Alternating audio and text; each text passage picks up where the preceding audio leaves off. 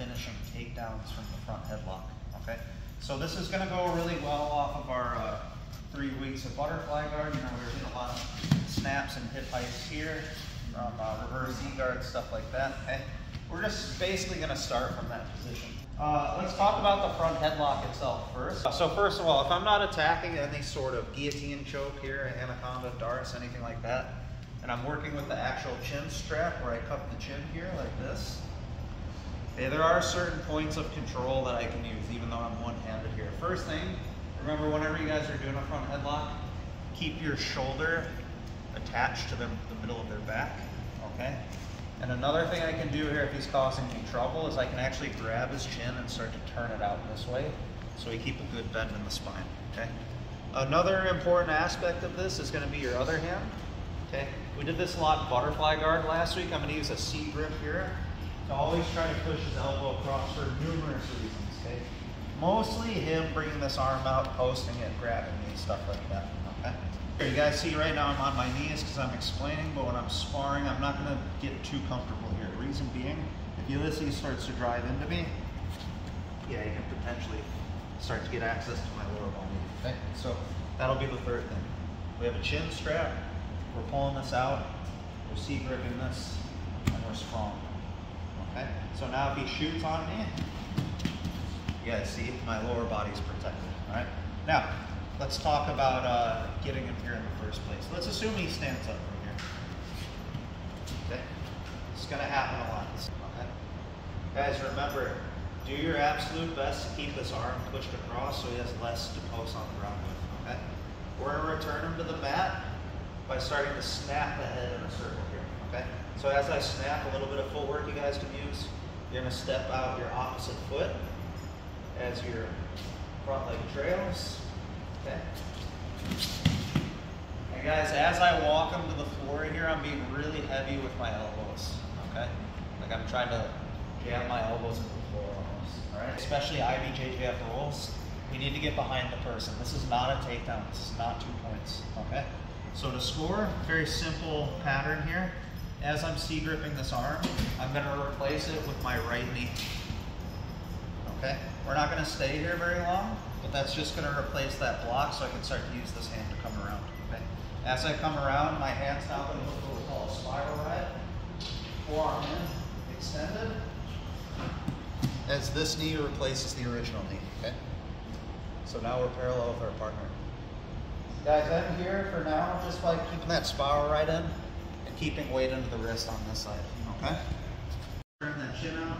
We got a C-grip on the elbow. We're sprawling, but he starts to build up to his hands and feet. Okay? I'm continuing to push this arm across as I trail and snap. My feet are moving. My elbows are getting really heavy to the mat. Okay?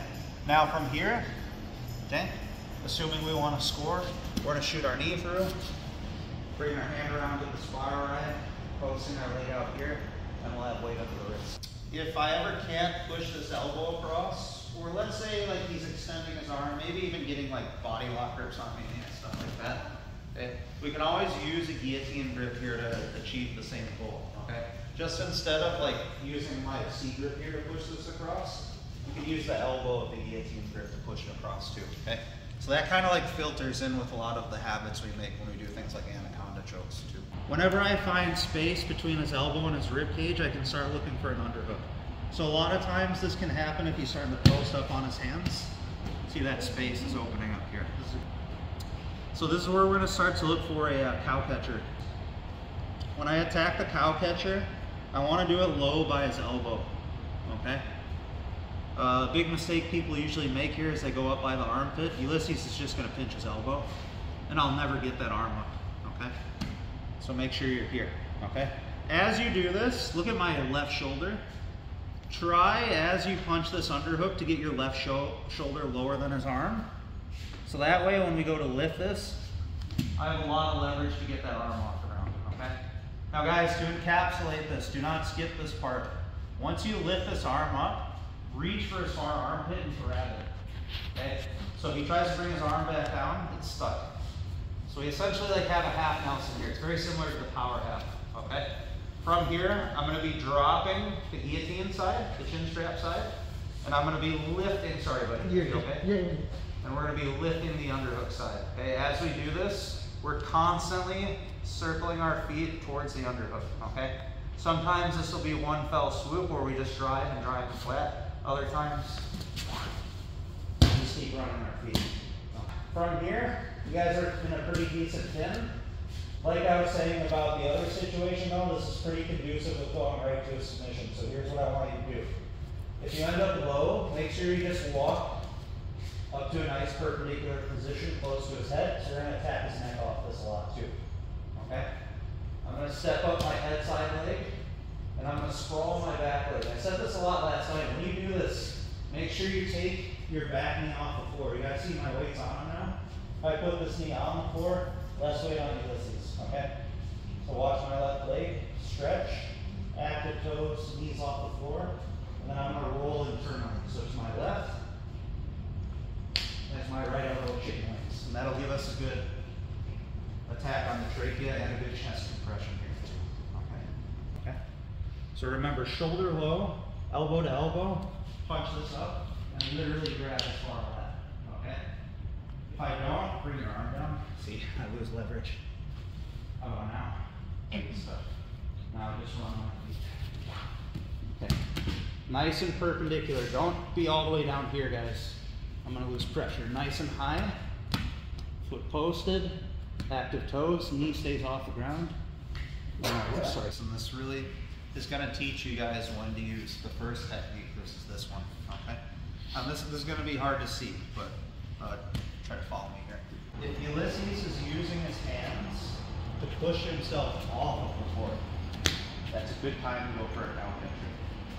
So essentially, if they're doing this motion, because that arm's going to travel where I want it. Right? If you feel that he's putting more weight into the mat than the push-up, so keep your hands firm to the floor. And like you can't lift this up, that's when we can start chambering with the first one too. You don't keep good pressure here, or they're just good on bottom, they're going to build back up a lot, right? So we still got that chin strap, okay? Even with the cow catcher, sometimes you can use that one hand on the floor to start building base and standing up to his feet. Okay. So as I explained previously, it's not always going to be that situation. Again, this might even be next week's technique, okay?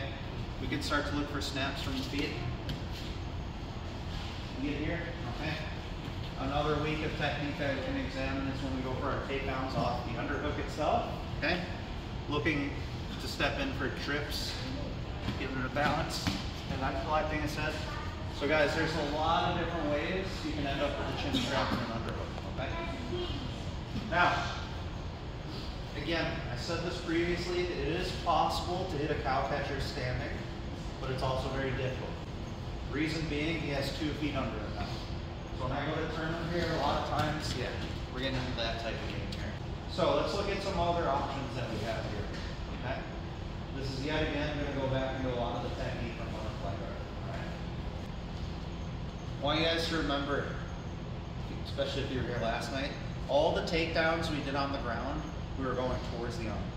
The cow catcher, the go behind, okay? All the takedowns we're going to do right now, so you guys don't get too confused, we're going to go towards his head. Okay? So we're going to look at that overhead takedown again, that Yoko Sumi Gaeshi. Right? So from here, what I'm going to look to do is get my full work down so it's easier to step in for the throw. Okay? So my outside foot's going to go first. It's going to touch my inside foot. My inside foot's going to make a butterfly hook. Guys, when you make this hook, make sure your knee is on that dominant side that we're talking about. Chin strap side, not the opposite side. Okay? If I'm here and I go to throw him, okay, not only am I not going to have a lot of power here, but when I drop, he's going to side smash me. Yeah. Okay.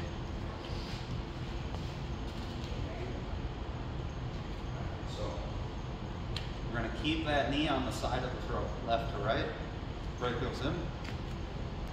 So the last thing I want you guys to do here before you sit, you guys see my left foot? It's behind the line of his toes here. Step that foot past his feet. You'll get more under your partner, and it'll be much easier to take it down here. Okay? So I take a big step, and again, everything's going over my dominant side, over my right side. Okay. Now look, once again, we're still landing with a good connection to the neck here. Okay? You just heard me talk about the high elbow guillotine. This is a really good place from the underhook to bring your hand to your chest, reach for your own wrist. Okay? You okay? Yeah. So if you guys can't see what I'm doing, here. Okay. And I'm gonna bring my elbow over his shoulder. Guys, I'm grabbing my own wrist, I'm not grabbing my hand. Elbow over the shoulder. Now remember, when you finish a mounted guillotine, up on the toes, drop your ass, and then to finish, you guys need to be comfortable with back rolling, okay? So, right side, that's my dominant side, my guillotine, my hook, okay? You need to be comfortable doing that roll over your shoulder. You guys can start here if you want, or you can start on the ground and have your partner build up. It's up to you, okay? Left to right. Right steps in. The knee is on the outside on the dominant side, so my right side. And I'm going to step my left foot through the line of his feet, okay? That way I get good momentum, good weight load. It's easy to follow, okay? Guys, if you ever lose the head here, great. You're just going to end up at mount 6 points. Okay? Otherwise, if you still have a good connection, take out that underhook, grab your own wrist, bring your elbow over his shoulder, up on your toes, and then as you sink, start to drop your shoulder down. If you end up not stepping through or just end up not committing to the back roll, okay, that's usually why this happens, and we're able to roll our partner and we don't roll with them. Okay, so we're here. Guys, remember what I said previously with Yoko Sumi Gaeshi. This is when you're going to end up going more to side control a lot of the times, especially when you have an underhook. Okay? I could try to switch here and use this to pull myself to the top. We'll talk about that in a second. But a lot of times here, guys, you can just go back to what we just did. You can split your legs, put your head on the mat, and look at where we are again. If I go to split my legs and Ulysses gets up to his knees, okay, you guys already know what to do. Return him to the mat with the cow catcher, okay? You guys can keep chasing these techniques. It's gonna happen a lot with the jiu-jitsu person that doesn't practice takedowns. Here, whether we're neutral, just this guy doesn't want to wrestle or doesn't know how to wrestle. Just keeps his ass back the whole time. So that can make it really hard to step in here, guys, okay? So even if I make space, you just keep running away, okay? So we need different directions of attack, okay? This chin strap grip is a giant lever, okay? So if I can't chase him straight through here, we can start looking to pull him at angles with this grip, okay? So I'm gonna pull him to my right, okay? And if I get that big step reaction, that's where we can look for our inside trip here, Ouchi Gari. All right, so same thing, guys. Let's attack on our dominant side, the side of the head here, okay? We're gonna make that same footwork, we're just perpendicular this time. I'm gonna go left to right, calf to calf, okay? And I'm snaking here and clamping my heel, all right? This is gonna be a quicker motion, but I'm essentially doing this so he doesn't step out quite as easily, which is a big problem with this. Too loose, he just steps that foot back, yeah. So you guys should try to develop such a good clamp here that if he steps back, see your leg is attached, okay? Doesn't need to be super high either, just calf to calf, okay? Now, when I take him down, the main mechanic here, as you see right now, because I'm explaining this, I'm leaning this way, I don't want to do this. I want to lean this way, okay? I want to make that bend in his lower back. So now when I start to drop to my knee, it pushes him down easier. You guys see, like, as we drop too, I start to collapse that heel into to form more of a trip, right? Now, I want you guys to focus on that forward momentum right now, not what happens after the takedown, or else you're going to develop kind of a shitty takedown, okay? Which means there's a good chance when you take him down that you are going to end up in close guard, okay? Just kind of accept that for now. Because a lot of times, especially if this is your first time drilling this or learning this, it's going to really hinder the mechanics you're trying to get across with the takedown. You're going to be trying to drive him one way, then immediately going back the other way. You know, it gets messed up there, okay? So just go all the way to close guard. Now, let's look at that a little more fluidly. If we do end up in close guard, we also have to protect ourselves in that position. So from here, again, either we can't do the Yoko Sumi Gaeshi, or if you don't like that, you don't like sacrifice throws, this is a good first choice. You can always, as long as you have the chin strap, choose to start to pull them first, okay? Left to right, calf to calf, leading. And guys, as soon as you land, do not stay here. Okay, if I try to guillotine choke him from close guard, he's gonna make an underhook here. Other side. Yeah, he's just gonna pop up like that. So when you guys land, immediately let go of his head, post up here and posture up. All of your close guard one rounds. I can't hit the Yoko, or again, if you don't prefer it, you can always do this one first. Okay? Pulling, pulling, pulling, then when I'm ready, 1, 2. Now we hit that Ouchi Gari. If you get really good at this, or like you just have a good feeling for it, okay, yeah, if we know he's gonna fall, we can find ways to disengage early, get a knee up, okay? Some people even teach to hold on to the front headlock and the underhook. Try to do things like back step, and then pass. Okay, but say that for later on if you're not comfortable. Now we're coming full circle to the beginning of class. Okay, beginning of class we were posting here. I also talked about closing this off with the guillotine grip. Okay, this can just be a matter of circumstance, okay, or preference, or if we're like picking up where we left off reasonably, guys, like if you have an underhook or a cow catcher and you do start to lose this battle, like you're probably just going to switch here anyways. Okay. Now, assuming we can't do our first technique where we snap them back to the floor here, we're going to need options here from these grips. Okay. So from here, we are once again going to lock our hands in the guillotine grip. Okay. Here, grabbing my own wrist, and remember we're pulling this through like we're rocking a baby. Okay. Now we're looking for a foot sweep, what we call an Uki Waza here. Okay.